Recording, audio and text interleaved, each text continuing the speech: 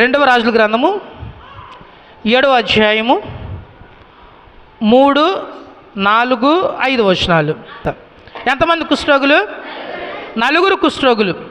ఏం చేస్తూ ఉన్నారంటే ఒక మాట మాట్లాడుకుంటున్నారు. ఏమిటి ఆ మాట అంటే, మనం కుష్ఠరోగులు. కుష్ఠరోగులు ఆ సమయంలో ఎక్కడ ఉంటారు అంటే పట్టణానికి, ఊరికి బయట ఉంటారు. ఎందుకు అంటే ధర్మశాస్త్రం వాళ్ళకి ఆ శిక్ష వేసింది. ఎవరైనా కుష్ఠరోగి ఉంటే ఊరి బయట ఉండాలి. వాళ్ళకి సరైనటువంటి తిండి ఉండదు, సరైనటువంటి బట్ట ఉండదు, సరైనటువంటి ఆరోగ్యం ఉండదు, సరైనటువంటి వసతులు ఉండవు, సరైనటువంటి నిద్ర ఉండదు. అలాంటి పరిస్థితులు ఉన్న వాళ్ళకి ఊరి వెలుపల ఉన్న వారి పట్ల ఎలా ఉంటుందంటే కోపం వస్తుంది. అలా మాట్లాడుకున్నటువంటి సందర్భంలో అసలు ఆ ఊరిలో, ఆ పట్టణంలో ఎలాంటి సిచ్యువేషన్స్ ఉన్నాయి అంటే మీకు ఆల్రెడీ ఒకసారి నేను చెప్పి ఉన్నాను, మీ అందరికీ గుర్తుండి ఉండొచ్చు. మనం ఇప్పుడు ఏదైతే చదివామో 7వ అధ్యాయము, ఇటువైపు 6వ అధ్యాయంలో 24 నుంచి 32 వరకు మీరు చదవవలసిన లేదు. మీకు గుర్తు చేస్తే మీకు టిక్ని వెలిగిపోతుంది. అక్కడ ఇశ్రాయేలీయుల షోమ్రోను పట్టణంలోని ప్రజల యొక్క పరిస్థితి ఎలా ఉంది అంటే, పావురపు రెట్టని గుర్తొచ్చేసిన అందరికీ వందనాలు అమ్మ, అందరికీ చాలా ఎంత క్లవర్ అయిపోయారు మీరు. పావురపు రెట్టను కూడా కొనుక్కుంటున్నారు. రెండవది గాడిద తలకాయని, గాడిదనే తినకూడదు, దాని తలకాయని కూడా వేలం పాట పెట్టి కొనుక్కుంటున్నారు. మరి దారుణమైన పరిస్థితి ఏంటంటే సొంత కొడుకులను, సొంత కుమార్తెలను కూరండుకుని, అసలు ఎంత దరిద్రమైనటువంటి కరువు వాళ్ళకుంది. గుర్తొచ్చిందమ్మా మీ అందరికీ? చాలా దుర్భరమైనటువంటి పరిస్థితి ఇశ్రాయేల్ దేశంలో ఉంది. అలాంటి పరిస్థితుల్లో అదే గ్రామము, అదే షోమ్రోను పట్టణము బయట 4 కుష్ఠరోగులు ఉన్నారు.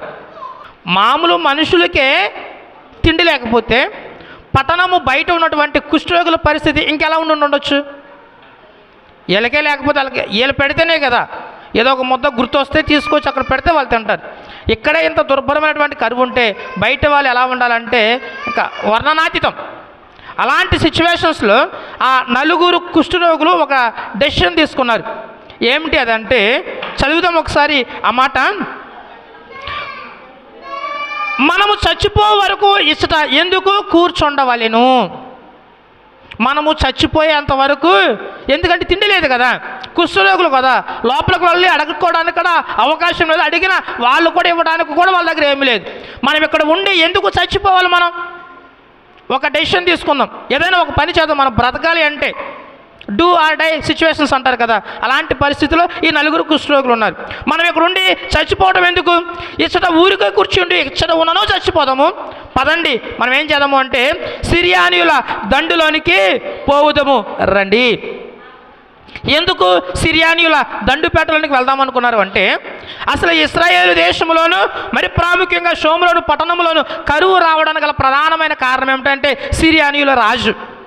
ఏం చేశాడు సిరియానీయుల రాజు అంటే, ఒక పెద్ద సైన్య శిబిరాన్ని షోమ్రోను పట్టణాన్ని బయట పెట్టాడు. వీళ్ళ దగ్గర ఉన్న ఆహార పదార్థాలన్నీ లాగేసుకుని అక్కడ పెట్టేసుకున్నారు. సిరియానీయులు వస్తూ బోళ్ళంతా డబ్బును, బంగారమును, వస్త్రమును దాచిపెట్టుకున్నారు. ఇక్కడ వీళ్ళు కరువుతో ఉన్నారు. ఊరు బయట ఉన్నటువంటి సిరియానీయుల దండుపేటలో విస్తారమైనటువంటి భోజన పదార్థాలు, విస్తారమైనటువంటి ఆహారము, విస్తారమైనటువంటి సంపద వారి డేరాల కింద ఉంది. లోపల ఉన్న వాళ్ళందరూ ఏమనుకోవట్లేదు, కానీ 4 కుష్ఠరోగులు డిసైడ్ అయిపోయారు, మనం ఇక్కడున్నా చచ్చిపోతాం. లోపలికి వెళ్తే మీరు లోపలికి ఎందుకు వచ్చారు వాళ్ళు కొట్టి చంపేస్తారు. ఇక్కడ ఉన్నా చేస్తాం, అక్కడన్నా చూస్తాం, ఏదో ఒకటి చేద్దాం, ఉంటే ఉంటాం, పోతే పోతాము, సిరియానీయుల దండి పెట్టడానికి వెళ్ళిపోతాం పదండి. ప్రెసిడెంట్ హల్లెలూయా, హల్లెలూయా. ఊర్లోకి వెళ్తేనే ఊరుకోరు, సైన్యం దగ్గరికి వెళ్తే ఊరుకుంటారా? కానీ వాళ్ళ కడుపు బాధ అలాంటిది. ఫస్ట్ నుంచి లాస్ట్ వరకు వాళ్ళు ఒకే మాట మీద ఉన్నారు కాబట్టి ధైర్యం వహించి తెగించి సిరియానీయుల దండుపేట వైపుగా వారి ప్రయాణము కొనసాగిస్తూ ఉన్నారు. ఎప్పుడైతే వారి యొక్క ప్రయాణము కొనసాగిస్తూ ఉన్నారో దేవుడు ఒక కార్యం జరిగించాడు. లేవండి, పదండి, రండి అని వాళ్ళు మాట్లాడుకున్నారు. వాళ్ళు ప్రయాణం మొదలెట్టారు. దేవుడు వాళ్ళకు తోడుగా ఒక చక్కటి పని చేశాడు. మనం అక్కడ కూర్చుని ఉండి మన జీవితంలో మేలు పొందాలి అంటే పని అవ్వదు. మనం ఏం చేయాలంటే మన వంతుగా మనం ఏదైనా పని చేయాలి. ఇక నా పిల్లోడికి హెల్త్ బాగాలేదు, నా పరిస్థితి ఇంతే, డాక్టర్ గారు ముందే చెప్పేశారు కాబట్టి ఇంకేం చేయలేమని 4 వెనక్కి తిప్పారనుకో ఉపయోగం ఉండేది కాదు. డాక్టర్స్ ఏం చెప్పినా దేవుడు నా జీవితంలో మేలు చేస్తాడని తన వంతుగా తన కుటుంబం అంతా పాస్టర్స్ కుటుంబమే, వాళ్ళతో ప్రార్థన చేయించి ఉంటుంది, తల్లి ప్రార్థన చేసి ఉంటుంది, కుటుంబం ప్రార్థన చేసి ఉంటుంది, నేను ప్రార్థన చేశాను, సంఘం ప్రార్థన చేసింది, మనందరి ప్రార్థన ఆలకించి దేవుడు వారి కుటుంబంలో ఏం చేశాడు? మేలు చేశాడు. మనం అలా కూర్చుంటే మన జీవితంలో మేలు జరగవు. కుటుంబంలో ఒకరు ఎద్దంటే ఒకరు తెడ్డు అన్నారు అనుకో, పనులు జరగవు. కుటుంబమైనా, గ్రామమైనా, సంఘమైనా, సమాజమైనా ఒక మాట మీద ఉండాలి. నలుగురు ఒక మాట మీద ఉన్నారు, ప్రయాణం కొనసాగించారు. సిరియానీయుల దండు పేటలోనికి వారు ప్రయాణం మొదలెట్టారు. ఏం జరిగింది ఆ సమయంలో అంటే 5వ వచనంలో, సంధ్య చీకటి యందు సిరియానీయుల దండు పేటలోనికి పోవాలని లేచి సిరియానీయుల దండు వెలుపల భాగమునొద్దకు రాగా అచ్చట ఎవరును కనబడకపోయిరి. సిరియానీల దండుపేట దగ్గరికి వచ్చి చూశారు. బిక్కుబిక్కుమంటూ భయపడుతూ సైన్యం చూస్తే చంపేస్తారేమోనని సంధ్య చీకటి వల్ల, అంటే అటు బాగా చీకటిగా కాకుండా ఇటు వెలుతురుగా కాకుండా చీకటి పడుతుంది అనేటువంటి సైన్యంలోనికి వెళ్ళారు. భయపడుతూ వెళ్ళారు. ఆశ్చర్యం, వాళ్ళు వెళ్ళి చూసేటప్పటికి సిరియానీయుల దండిపేటలో ఎవరు లేరు? సైన్యం లేదు. ఉంటుందని వెళ్ళారు కానీ సైన్యం లేదు. ఎందుకు లేదు? వాళ్ళు ఏమైపోయారు అంటే అక్కడ దేవుడు ఒక కార్యం జరిగించాడు.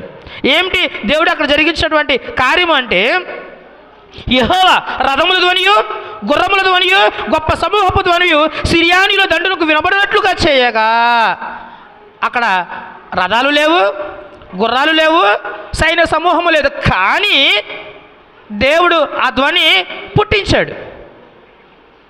రథముల ధ్వని, గుర్రముల ధ్వని, జన సమూహముల యొక్క ధ్వని దేవుడే పుట్టింపజేశాడు. అది ఎవరికి వినిపించిందంటే సిరియానీయులకు వినిపించింది. అదిగో గుర్రాలు వచ్చేస్తూ ఉన్నాయి, అదిగో రథాలు వచ్చేస్తూ ఉన్నాయి, అదిగో గొప్ప సైన్య సమూహం అంతయు మన మీదకి వచ్చేస్తూ ఉంది. వీళ్ళు ఒక్కలే రావట్లేదు. ఇంత గొప్ప శబ్దం వస్తుందంటే కేవలం ఇశ్రాయేలీయులు మాత్రమే రావట్లేదు, వాళ్ళకి తోడుగా ఇంకొన్ని 2 దేశాలు యాడై ఉంటాయి అని వాళ్ళు అనుకున్నారు. ఎవరు వాళ్ళంటే,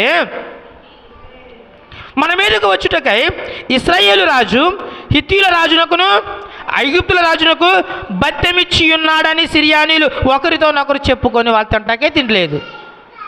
ఇశ్రాయేలు ప్రజలు తినడానికే తిండిలేదు, ఇంకా సైన్యానికి బత్తెమిచ్చి హిత్తీయులకుని వేరే వాళ్ళకి ఎలాగ డబ్బులు ఇస్తారు? వీళ్ళ భ్రమ ఏంటి అంటే గొప్ప శబ్దము సైన్యానికి వినపడిపోతుంది. ఇలా పెద్ద సైన్య సమూహం అంతయు సిరియానీయుల దండుపేటలోనికి వచ్చేసేలాగా దేవుడే అక్కడ శబ్దమును పుట్టించాడు. ప్రజలు హల్లెలూయా, హల్లెలూయా, హల్లెలూయా. అంతకుముందు రోజు ప్రవక్త ఒక మాట చెప్పాడు. ఎలీషా, మీరు కరువుతో ఉన్నారు కదా, రేపటి దినాన్న ఈ ప్రాంతంలో కరువు పోతుంది. ఏమన్నాడు? రేపటి దినానికి ఈ ప్రాంతంలో కరువు పోతుంది. దేవుడు మాట ఇచ్చాడంటే ఆ మాట తప్పక నెరవేర్చుతాడు. తప్పక నెరవేర్చడం కోసము దేవుడు ఏం చేశాడంటే పని మొదలుపెట్టాడు. సైన్యపు ధ్వని పుట్టింపచేశాడు. సైన్యపు ధ్వనిని చూసి టెన్షన్ పడి భ్రమపడి ఇదిగో గొప్ప సైన్య సమూహము మన మీదకి వచ్చేపోతుంది అనుకుని వాళ్ళు ఏం చేశారో తెలుసా? 7వ వచనంలో, లేచి తమ గుడారములోనైనను గుర్రములోనైనను గాడిదలోనైనను దండిపేటలోనైనా వాటిలోనైనను ఏమీ తీసుకొనకయే తన ప్రాణములు రక్షించుకున్నట్టు చాలననుకొని సంధి చీకటి ఉన్నట్లుగా పేట విడిచి పారిపోయేరి. ప్రజలు హల్లెలూయా, హల్లెలూయా. 4 కుష్ఠరోగులు, పదండి ఇక్కడ ఉంటే చచ్చిపోతాం, పట్టణంలోకి వెళ్తే చచ్చిపోతాము, పేటలోనికి వెళ్దాం, పేటలో సైన్యపు శిబిరం ఉంది, శిబిరంలో బోళ్ళంతా ఆహారం ఉంది. నడుచుకుంటూ పేట దగ్గరికి వచ్చారు. భయపడుతూ పేట దగ్గరికి వచ్చారు. పేట దగ్గరికి వచ్చే లోపల దేవుడు కార్యమంతయు చేసేసాడు.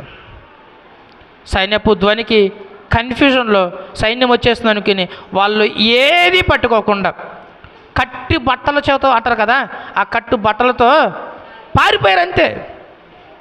కొన్ని సంవత్సరాలుగా టెస్ట్ వేసుకున్నటువంటి సిరియానీయులు శబ్దానికి భయపడిపోయిన తర్వాత వీళ్ళు వెళ్ళిపోయారు అన్న విషయము షోమ్రోన్లో తెలియదు, ఎవరికి తెలియదు. దేవుడి యొక్క శబ్దము అనేది కేవలం సిరియానీయుల దండుపేటలో మాత్రమే వినిపించింది. పట్టణంలో జనమంతా ఏ సిచ్యువేషన్లో ఉన్నారంటే తిండి లేక దప్పిక చేత పిట్టల్లాగా రాలిపోతూ ఉన్నారు. సైన్యం అక్కడ ఉందనుకుని వీళ్ళు ఆకలితో ఉన్నారు. సైన్యం వచ్చేస్తుంది అనుకుని సిరియానీయులు పారిపోయారు. ఇప్పుడు అక్కడ సైన్యం లేదని ఇశ్రాయేలుకి ఎవరు చెప్తారు? ఎవరు చెప్తారు? ఈ నలుగురు కుష్ఠరోగులే చెప్తారు. ప్రజలు హల్లెలూయా హల్లెలూయా. వెళ్ళి గుడారంలోకి వెళ్ళి చూస్తే వాళ్ళు షాక్ అయిపోయారు అన్నమాట. ఒక్క సైన్యం కూడా అక్కడ లేదు. చెప్పాను కదా ఫస్ట్ నుంచి, కుష్ఠరోగులు చాలా దీనావస్థలో ఉంటారు. అందరూ అనేక మాటల చేత తిడుతూ చీవాట్లు పడుతూ మొక్క మీద చేత్కరిస్తూ, ఏం పుట్టకరా బాబా, నువ్వేదో తప్పు చేస్తూ ఉంటావు, లేకపోతే నీ తల్లిదండ్రులు ఏదో పాపం చేస్తూ ఉంటారు, నీ పాపం వల్ల నువ్వు కుష్ఠరోగం వచ్చావు అని అప్పటి ప్రజల యొక్క ఆలోచన. కాబట్టి ప్రియబిడ్డలారా, ఈ చిట్కారాలు చిట్లు చీవాట్లు తిని విని ఆకలితో ఉండి ప్రజలంటే కోపం వచ్చేయాలి. కానీ ఈ నలుగురు కుష్ఠరోగులు జనం లేకపోవటం వల్ల, సైన్యం లేకపోవటం వల్ల, గుడారం ఖాళీగా ఉండటం వల్ల ఏం చేశారు అంటే, ఒకసారి చూద్దాం ఆ మాట. కాబట్టి ఆ కుష్ఠరోగులు దండుపేట వెలుపటి భాగమునకు వచ్చి ఒక గుడారమును వచ్చి భోజన పానములు చేసి అచ్చట నుండి వెండి బంగారము బట్టలు ఎత్తుకుని పోయి దాచిపెట్టి ప్రజలు హల్లెలూయా. ఒక్కసారి వాళ్ళ ఫేస్ ఎక్స్ప్రెషన్స్ మనం గుర్తు చేసుకుంటే ఎలా ఉంటుంది? అసలు మంచి మధ్యాహ్నం 3 గంటలకి బావచ్చి బిర్యానీ తింటే అంత సంతోషంగా ఉంటుందో అంత సంతోషంగా ఉంటుంది వాళ్ళకి. ఎందుకంటే ఎప్పటి నుంచో ముద్దలేదు వాళ్ళకి. అసలు ఆ భోజన పదార్థాలు చూడగానే వాళ్ళకి బేరమని ఉండొచ్చు. వాళ్ళకి ఏం చేశారంటే, అసలు వచ్చి రాగానే పక్కన వెండి కనపడుతుంది, బంగారం కనపడుతుంది, బట్టలు కనపడుతున్నాయి. ఈ మూడింటిని పక్కన పెట్టి ముందు దేని మీద పడిపోయారంటే, దేని మీద పడిపోయారు? ముందు ఒక రాయబడినమాట, భోజనం చేసి. అప్పుడు దాకా ఇంకా వాళ్ళకి వేరే ఆలోచన రాలేదు. ఎప్పుడైతే భోజనం చేశారో అప్పుడు వాళ్ళకి గుర్తుకొచ్చింది పక్కనకి ఏమున్నాయి? వెండి బంగారము బట్టలు. ఏం చేశారు అంటే, ఆ వెండి బంగారము బట్టలు తీసుకుని, చీకట్లో ఎవరికి తెలియదు కదా, వాటన్నిటినీ వేరే ఒక చోట సీక్రెట్గా ఒక ప్లేస్లో ఏం చేశారు? దాచిపెట్టేశారు. మళ్ళా బుద్ధి మామూలు బుద్ధి కాదు కదా, అయ్యో మనం కొంచెమే తీసాం, బోళ్ళని టెంట్లు ఉన్నాయి, బోళ్ళని గుడారాలు ఉన్నాయి, ఇంకా బోళ్ళంత బంగారం ఉంటుంది, పదండి వెళ్దాం అనుకున్నారు. అసలు అక్కడ నలుగురు ఉన్నారు కదా, ఆ నలుగురు ప్లేస్లో మనం ఉంటే, మరి ఇది నాది, ఈ టెంట నాది, ఆ టెంట నాది, ఆ టెంట నాది, ఆ 3 టెంట్లని ఈ 3 టెంట్లని పనిచేసుకుంటారు. ఫస్ట్ నుంచి లాస్ట్ వరకు నలుగురు కుష్ఠరోగులు ఎంత మంచోళ్ళు అంటే, ఒకళ్ళు ఏదైనా మాట అంటే ఆ మాట మీద అందరూ అంతే. ఒక టెంట్లో దాచేసుకున్నాం, పదండి మళ్ళీ వెళ్దాం 2 టెంట్లోకి అనుకున్నారు. మళ్ళీ చదువుదాం ఆ మాట. తిరిగి వచ్చి మరి ఒక గుడారమునకు వచ్చి అచ్చట నుండి సొమ్ము ఎత్తుకుని పోయి దాచిపెట్టారు. మొదటి టెంట్ అయిపోయింది, ఖాళీ చేశారు, దాచేశారు. మళ్ళా వచ్చారు 2 టెంట్లోకి వచ్చారు, అక్కడ ఉన్నటువంటి వెండి బంగారం వస్త్రాలు తీసుకెళ్ళి దాచిపెట్టేశారు. నెక్స్ట్ ఏం చేయాలి? ఎన్నో టెంట్లు ఉన్నాయో ఇప్పుడు ఏం చేయాలి? 3వ టెంట్కి వెళ్ళాలి. కానీ నలుగురు శిష్యులు 3వ టెంట్లోకి వెళ్తే మనకులాగా నాలుగు ఉండాలి, కానీ మనం వాళ్ళ గురించి చెప్పుకోలేము కదా. వాళ్ళు అలా చేయలే. అదే ఈ దిన మన వాక్య ధ్యానాంశం. వాళ్ళు అప్పుడు ఏం చేశారు అంటే, ఒక చక్కటి మాట వాళ్ళు మాట్లాడారు. ఏంటి ఆ మాట? మనం ఒకసారి చూసినట్లయితే, మనము చేయనది మంచి పని కాదు. ఏం పని అమ్మా? అమ్మాయి అసలు మీరు ఎందుకు తిరుగుతున్నారు పిల్లలు? వాళ్ళు ఏమనుకున్నారు? ఏమన్నారు? డైలాగ్ పూర్తిగా చెప్పండి అన్నమాట. మనము చేయనది ఏం మంచి పని చేయట్లేదు వాళ్ళు.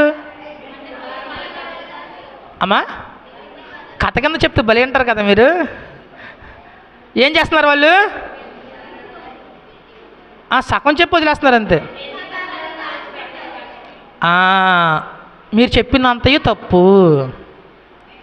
మనము దాచిపెట్టుట దొంగతనం కాదు, అది వాళ్ళు చేస్తున్నది దొంగతనం కాదు.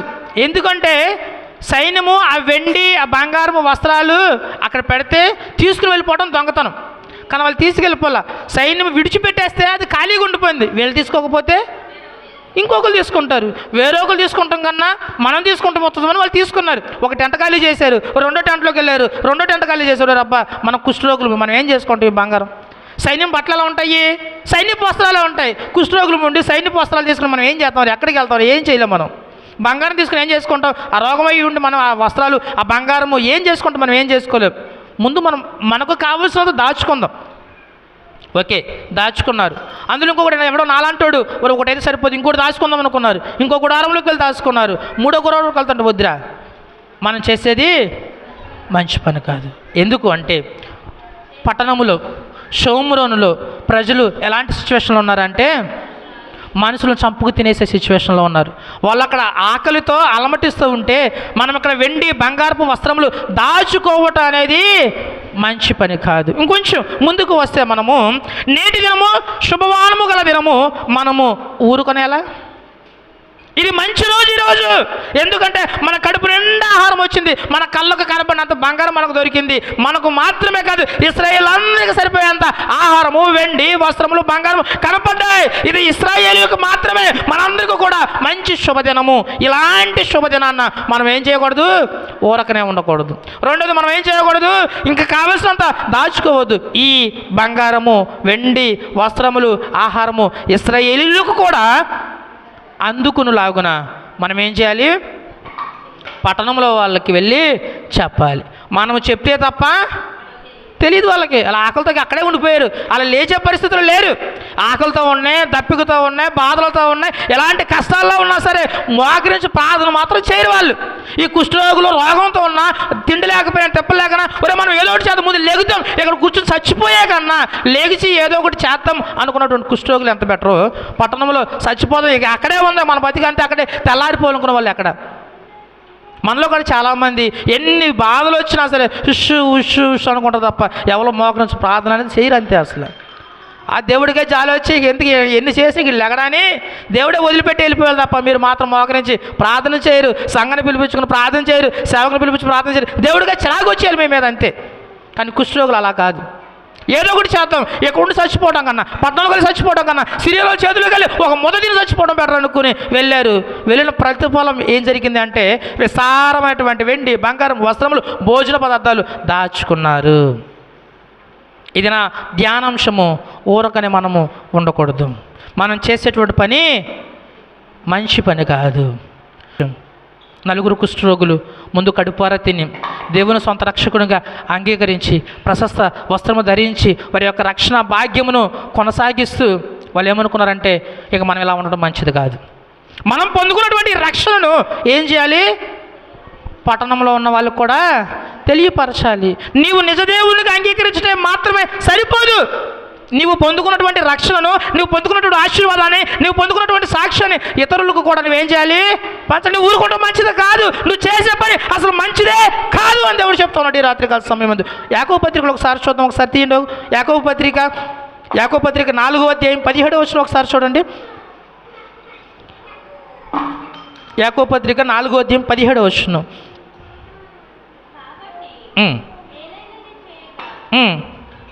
మేలైనది ఎరిగియు దానిని చేయకపోవటయే. అమ్మా, మేలైనది ఎరిగియు దానిని చేయకపోవట పాపము. దేవుడు మనకు ఒక మేలైన పని చెప్పాడు. ఏమిటి అంటే మీరందరూ సర్వ సృష్టికి వెళ్ళి సువార్తను ప్రకటించండి. ఇది శిష్యులకు మాత్రమే కాదు, ప్రతి ఒక్కరికి కూడా అది మేలైనది అని మనకు తెలుసు. దాన్ని చెయ్యకపోవటము ఏమవుతుందో తెలుసా, నువ్వు దేవుని నిజరక్షకునికి అంగీకరించి ఆ దేవుడు నా దేవుడు గొప్పవాడు అనుకుని నువ్వు కూర్చోవడం కూడా పాపమే. దేవుడు ఒక ఆజ్ఞ ఇచ్చాడు, మీరు వెళ్ళి సర్వసృష్టికి సువార్తను ప్రకటించండి అని. ఇంకొక మాట ఉంటుంది, ఆజ్ఞ అతిక్రమణ. దేవుడు ఆజ్ఞ ఇచ్చినప్పుడు ఆజ్ఞ పాటించాలి కదా. మనం మేలైంది నీకు తెలుసుకుని దేవుని ఈ మార్గంలో వచ్చాము కాబట్టి మనం మేలు పొందాము. ఇప్పుడు మీరు అందరూ నుంచుని సాక్షి చెప్తూ ఉన్నారు, దేవుని ప్రార్థన చేయడం వల్ల నా జీవితం ఇది జరిగింది, ఇది జరిగింది, ఇది జరిగిందని నీకు నువ్వు చెప్పుకోవడం కాదు, నీ సాక్ష్యాన్ని ఇతరులు కూడా నువ్వేం చేయాలి, మేలైనది ఎరిగియు దానిని చేయకపోవడం కూడా పాపమే. ఇక నువ్వు రక్షణ పొంది ఆ రక్షణను, ఆ నిజదేవుని, ఆ సాక్ష్యమును, ఆ వాక్యమును, ఆ ప్రార్థనను ఇతరులకు తెలియపరచకపోవడం కూడా. అందుకే నలుగురు కుష్ఠరోగులు అనుకున్నారు తెలుసా, ఎంత బంగారము, ఎంత వెండి, ఎంత వస్త్రాలు ఎంత దాచుకున్నా ఏముపయోగం మనకి. మనం ముందు భోజనం చేసాం, మనకు కావలసినంత దాచుకున్నాం, మళ్ళీ వెళ్ళాం, మళ్ళీ దాచుకున్నాం. ముందు దేవునికి సువార్తను ఇతరులకు ప్రకటించాలంటే ముందు నువ్వేం చేయాలి తెలుసా, రక్షణ పొందుకోవాలి. నీవు పొందుకోకుండా ఇతరులకు చెప్పావనుకో అది చాలా దారుణంగా ఉంటుంది. ఈ నలుగురు కుష్ఠరోగులు ఏం చేశారంటే వాళ్ళు కడుపారా తిన్నారు, ఒక రౌండ్ వెళ్ళి దాచుకొచ్చుకున్నారు, రెండో రౌండ్ వెళ్ళి దాచుకొచ్చుకున్నారు, ఆ తర్వాత జనానికి చెప్పారు. నీవు కూడా ముందు నీ జీవితంలో మేలులు పొందాలి. మేలులు పొందేంత వరకు నువ్వు ప్రార్థన చేయాలి, దేవుని యొద్ద కనిపెట్టుకుని ఉండాలి. ఆ సాక్ష్యాన్ని నెక్స్ట్ ఏం చేయాలో తెలుసా, ఇతరులకి తెలియపరచాలి. వాళ్ళు ఏమన్నారు తెలుసా, వాళ్ళు ఏమన్నారు తెలుసా? ఏమని చెప్పారు వాళ్ళు? మనము చేయునది మంచి పని కాదు. నలుగురు కుష్ఠరోగులు అర్థం చేసుకున్నారు మనం చేస్తున్న పని మంచి పని కాదని. మరి మీరు అర్థం చేసుకున్నారా? మీరు మంచి పని చేస్తూ ఉన్నారా? సువార్తను ఇతరులకు తెలియపరుస్తున్నారా? టైం కుదిరితే చాలా అలుగురి మీదకి వెళ్ళిపోయి ఆ అమ్మ ఈ అమ్మ ఈ అమ్మాయి మా అమ్మాయి మా కుటుంబం ఈ కుటుంబం మా పిల్ల ఈ పిల్లని అవి చెప్పడం తప్ప ఎప్పుడైనా దేవుని గురించి 4 మాటలు మంచి మాటలు మీరు ఎప్పుడైనా చెప్పారా? నలుగురు కుష్ఠరోగులు ఒక మంచి పని చేశారు. మీకు అర్థమవడం కోసం ఒక చక్కటి మనిషిని మేము ముందుంచుతాను. సమరయ స్త్రీ రక్షణ పొందింది. రక్షణ పొందడం కోసం ఆమె కోసం దేవుడు ఒక అరగంట ముందే బావి దగ్గరకు వచ్చి కూర్చున్నాడు. ఎప్పుడు సమరయ స్త్రీ వస్తుందా అని. వచ్చిందా? దేవుడు తన వాక్యాన్ని ప్రకటించాడా? నీరు ఇమ్మంటే నీ భర్తను తీసుకురా నేను ఇస్తాను అంటే ఆమె ఏమంటుంది? అయ్యి బాబు నాకు ఓ భర్త లేడయ్యా, నేను చాలా మంచిదాన్ని అయ్యా. సరే వెళ్ళి భర్త లేడు కాబట్టి 5 తీసుకురామంటారు. ఒక్కసారి కళ్ళు తేలేసింది, తన చేతిలో ఉన్నటువంటి కుండను పడేసింది, పరిగెత్తుకుని వెళ్ళింది. ఎక్కడికి వెళ్ళింది? ఇంట్లోకి వెళ్ళిపోయి బెడ్ మీద ముసుగేసుకుని బోరుమని ఏడ్చేలా, ఈయన ఎవరో నా గురించి నా ఇష్టాంత తెలిసిపోయింది, ఏ అమ్మాయి చెప్పేస్తుందో ఏ పిల్ల చెప్పేస్తుందో ఎవరో చెప్పకపోతే ఈయనకి ఎట్లా తెలుస్తుంది అని బోరుమని ఏడవలా. ఊళ్ళోకి వెళ్ళిపోయి నేను చండాలపు దాన్ని, నేను పాపం చేశాను, ఒకరితో కాదు 5 తిరిగాను, నేను ఎంతమందితో తిరిగాను, ఎలా తిరిగాను, నేను చేసినవన్నీ అని ఒక మాట ఉంటుంది మనకు అక్కడ. నేను ఏదైతే తప్పులు చేసినా అప్పుడు వరకు ఆమె అనుకుంది నా గురించి ఎవరికి తెలియదు అనుకుంది. ఆమె కూడా ఎవరికి చెప్పకుండా గుట్టుగా తప్పులు చేసింది. కానీ ఎప్పుడైతే దేవుడు తన యొద్దకు వచ్చి తనని నిత్య జీవం వైపు నడిపించాడు, పరిగెత్తుకెళ్ళి ఊళ్ళో వాళ్ళందరికీ తన మనసంతా విప్పేసి నేను దుర్మార్గురాలైన పాపిని, నేను 5 వ్యభిచారం అనే తప్పు చేశాను, నేను ఏదైతే చేశానో నాదంతయు విప్పి చెప్పిన వాడు అక్కడ ఉన్నాడు. మీరు అందరూ ఏం చేయాలి? ఎక్కడికి రావాలి? ఎక్కడికి రావాలి? ఆయన దగ్గరికి రండి. ఇప్పుడు ఆమె ఏం చేసిందో తెలుసా? రక్షణ సువార్తను ఊరందరికి పరిచయం చేసి, దేవుడు ఆమె కోసమే వచ్చాను మొదట్లో ఉంటుంది. ఆ కార్యం అంతా అయిన తర్వాత ఆ ఊర్లో ఎన్ని రోజులు ఉన్నాడు తెలుసా? ఆ క్షణముండి వెళ్ళిపోదాం అనుకున్నాడు. మీరు ఫస్ట్లో చూస్తారు, లాస్ట్లోకి వెళ్ళరు మీరు. 2 రోజులు ఆ ఊర్లో ఉంటాడు ఆయన. 1 గంట కోసం వచ్చాడు, ఊరందరూ బలవంతం చేస్తే 2 దినములు ఆయన అందులో ఉంటాడు. ప్రజలు హల్లెలూయా హల్లెలూయా. నేను రక్షణ పొందాను కదా అని దేవుని యొక్క పాదాల చెంత పట్టుకుని దేవుడు నన్ను కరుణించు, నన్ను కాపాడు, నేను పాపం చేయను, ఇంకా నీకు సాక్షిగా ఉంటానని చెప్పి విడిచిపెట్టేస్తున్నాను. ఆమె మాత్రమే రక్షణ పొందేది. ఆమె అలాంటి మంచి పని చేసింది అంటే ఊరందరినీ దేవుని వద్దకు నడిపించింది. ప్రజలు హల్లెలూయా హల్లెలూయా హల్లెలూయా. నువ్వు రక్షణ పొందడం అనేది గొప్ప కాదు. నువ్వు నీ జీవితంలో మేలు పొందడం అనేది పెద్ద గొప్ప ఏమీ కాదు. ఎందుకంటే నువ్వు క్రైస్తవ విశ్వాస జీవితంలో పుట్టిన దానివే. నీకు వేరే ఎవరో వచ్చి చెప్పిన వాళ్ళు కాదు. నువ్వు చేయవలసినటువంటి మేలైన పని, మంచి పని అంటే నీ సాక్ష్యాన్ని ఇతరులకు ఏం చేయాలి? నీవు కుటుంబంలో చేసినటువంటి మేలు ఇతరులకు ఏం చేయాలంటే పంచలు పక్కన వాళ్ళకి వెళ్ళి సొల్లు కబుర్లు చెప్పడం కాదు. మీరు ఏమనుకున్నా నాకు పర్లేదు, దేవుని యొక్క వాక్యాన్ని పంచాలి. కుదిరినప్పుడల్లా మీ జీవితంలో చేసిన మేలు, మీ జీవితంలో చేసినటువంటి కార్యాలు ఏదో ఒక విధంగా, ఏదో ఒక మూల, ఏదో విధంగా చెప్ప ప్రయత్నం చేయండి. వాళ్ళు నీ దగ్గరికి రాకపోయినా దేవుని వద్దకు వస్తారు. సమయానుకూలతను బట్టి, సందర్భాన్ని బట్టి ఒక 2 మాటలు దేవుని ఒక వాక్యం చెప్పండి. అది చెప్పాలంటే ముందు ఏం చేయాలి? ఆ అనుభవంలోనికి మీరు రావాలి. 4 కుష్ఠరోగులు ముందే వెళ్ళిపోయి చెప్పలేదు. వాళ్ళ కడుపారా తిని 1 టెంట్ అంతా ఖాళీ చేసి దాసి 2 టెంట్ అంతా ఖాళీ చేసి 3వ టెంట్కి వచ్చేదాకా, అంటే వాళ్ళు మేలు పొందిన తర్వాత ఇతరులకు పరిచయం చేశారు. నీవు రక్షణ పొందిన తర్వాతనే వేరే వాళ్ళకి చెప్పాలి. ముందు నువ్వు రక్షణ అనుభవంలోనికి రావాలి.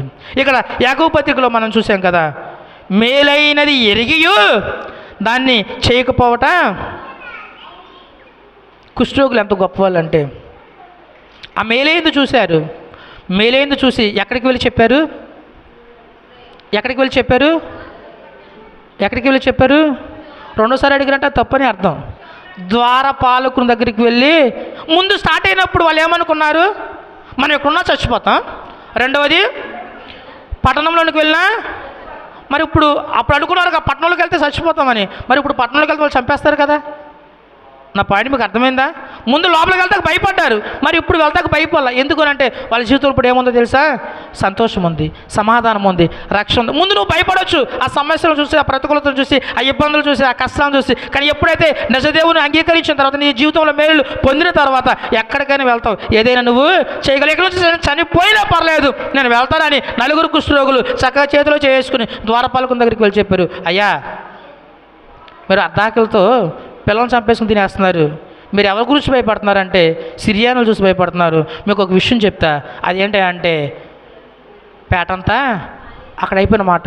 పేట దేవుడు ఖాళీ చేసేసాడు. అక్కడ సైనికులు లేరు, అక్కడ ఎవ్వరూ లేరు. ఈ మాట ఎప్పుడైతే చేశాడు, ద్వారపాలకుడు ఒకరు పిలిచి 5 వెళ్ళండి మీరు అక్కడికి. 5 వెళ్ళి చూసి తిరిగి వచ్చి చెప్పారు, నిజమేనయ్యా అక్కడ ఎవరు లేరు, సిరియనులు లేరు. ఎప్పుడైతే ఈ మాట విన్నారో రాజు లేడు, రాణి లేదు, రాజ్యము లేదు, అధికారి లేరు. మొత్తం ఊరు అంతా ఎక్కడికి వెళ్ళిపోయింది తెలుసా? పేటలోకి వెళ్ళిపోయింది. ప్రైజ్ హల్లెలూయా, హల్లెలూయా. అంతకుముందు ఎలీషా ఒక మాట అన్నాడు, రేపటి దినాన్ని మీ దేశంలో కరువు అనేది ఉండదు. కరువు లేదు అనేటువంటి పని ఎవరు చేశారంటే దేవుడు చేశాడు. కరువు లేదు అనే విషయము ఎవరి ద్వారా తెలిసిందంటే ఎవరి ద్వారా తెలిసింది? మరి నీవు మేలులు పొంది నీవు చెప్పకపోతే ఇతరులకి దేవుని గురించి ఎవరు చెప్తారు? అర్థమవుతుందమ్మా? మీరు చెప్పకపోతే వాళ్ళకి ఎలా తెలుస్తుంది? అక్కడ నలుగురు చెప్పకపోతే ఇంకా అక్కడ వాళ్ళు ఉన్నారని వీళ్ళు ఉన్నారని వాళ్ళు బాగానే ఉండేవాళ్ళు, ఎలా ఉండేవాళ్ళు. ఎవరోకలు వచ్చి ఆ బంగారం అంతా ఏం చేసేవాళ్ళు? తీసుకెళ్ళకుండా. ఆ బంగారం లాంటి దేవుణ్ణి ఇశ్రాయేలుకు పరిచయం చేసింది ఎవరే అంటే నలుగురు కుష్ఠరోగులు. మరి మీరు మేలైంది చేస్తూ ఉన్నారా? మేలైనది ఎరిగి దాన్ని ఇతరులకి పరిచయం చేస్తున్నారా లేదా అనేది మీ చేతికి అప్పగిస్తూ ఉన్నాం. సమయానుకూలతను బట్టి, సందర్భానుసారాన్ని బట్టి మీ జీవితంలో చేసిన మేలులను కానీ, సాక్ష్యం ద్వారా కానీ, మాటల ద్వారా కానీ, వాక్యం ద్వారా కానీ ఇతరులకు పరిచయం చేయండి. మీ కుటుంబాన్ని దేవుని ఆహ్వానించి కుటుంబ కూడుకులు పెట్టడం కానీ, ఉద్యోగ మీటింగులు పెట్టడం కానీ, సాక్ష్యం చెప్పడం కానీ, సువార్త పంచడం కానీ, ప్రకటనలు ఇవ్వటం కానీ, వాట్సాప్లు చేయటం, ఏదో ఒక విధంగా చాలా రకాలు ఉంటాయి. ఏదో ఒక విధంగా మీరు పొందుకున్నటువంటి మేలును ఇతరులకు మీరు కుష్ఠరోగులే. నేను ముందే చెప్పా, కుష్ఠరోగులు మనుషులు అంటే ఏమవుతుంది? వాళ్ళకి ద్వేషము, అసూయ, కక్ష కనపడితే చంపేద్దాం అనుకుంటారు. ఎందుకంటే వీళ్ళందరినీ జనమంతా ఏం చేశారు? బయటకు తోసేశారు అంతే. తిండి తెప్పలు లేకుండా తోసేశారు. అదంతా వాళ్ళు మనసులో పెట్టుకున్నారా? వాళ్ళు ఏం చేశారంటే వాళ్ళ ఆకలితో ఉండడం మంచి కదని నలుగురు కుష్ఠరోగులు వెళ్ళి అర్ధరాత్రి పూటే తెల్లారిందరూ చెప్తామని అనుకోలేదు. కడుపారా తిన్నాం కదా, మత్తు వచ్చేది, నిద్ర వచ్చేస్తుంది, ప్రార్థనకే మొత్తంలో అని మీకులాగా వాళ్ళు ఆలోచించలేదు. కడుపు నిండా తినేశారు, బంగారం అంతా దాయేసుకున్నారు. ఆ ప్లేస్ నువ్వు ఉన్నావు అనుకో, ఒరే నలుగురేమో మనం దాచిన బంగారం దగ్గర ఉండండి, ఇంకొకడేమో ఈ టెంట్ల దగ్గర ఉండండి, ఎవడో ఒకటి వెళ్ళి నేను చెప్తాను అంటారు. కానీ వాళ్ళు ఏం చేయాలి? ఆ దాచిన బంగారం పక్కన పెడతాను, మర్చిపోయారు అంతే. తిని మత్తులో కలిపి వెళ్ళిపోలేదు. నలుగురు కలిసి వెళ్ళి సైన్యం లేదని చెప్పి సేవకులకి, ఇశ్రాయేలుకి, ద్వారపాలకులకి చెప్పి వాళ్ళందరూ అర్ధరాత్రి మొత్తం అంతా ఖాళీ చేసి పడేశారు. అంత ప్రజలు హల్లెలూయా. రేపటిదాకా అంటే కుదరదు. చర్చి ఎక్కడో దూరంగా ఉంది కదా, చీకట్లో ఏమొస్తాంలే, ఆ ఇంటికాడ ప్రార్థన అయితే ఏమి వెళ్తాంలే, తినేసి పడుకుందాంలే, పనులకి వెళ్ళాంగా, పాటలకు వెళ్ళాంగా, కబుర్లు చెప్పుకున్నాంగా, ఆకలి అందులో వండలేదుగా, భర్త లేడుగా, పిల్లలు లేడుగా, ఈ కబుర్లు చెప్తే కుదరదు. నలుగురు కుష్ఠరోగులు ఏం చేశారో మేలేంది చేశారు. దేవుడు మీకు చెప్పింది మేలేంది ఎరిగియు దాన్ని చేయకపోవటం, దేవుని ఎరిగినప్పుడు చెప్పకపోవటం కూడా పాపం. నలుగురు కుష్ఠరోగులు మేలేంది చేశారు. మరి మీరు మీ కుటుంబానికి, మీ సంఘానికి, మీ గ్రామానికి, ఈ సమాజానికి మేలేంది చేస్తున్నారా లేదా? చేయకపోతే ఎక్కడి నుంచైనా ప్రయత్నం చేయండి. అట్టి కృప దేవుడు నీకు నాకు మనందరికీ అనుగ్రహించును గాక.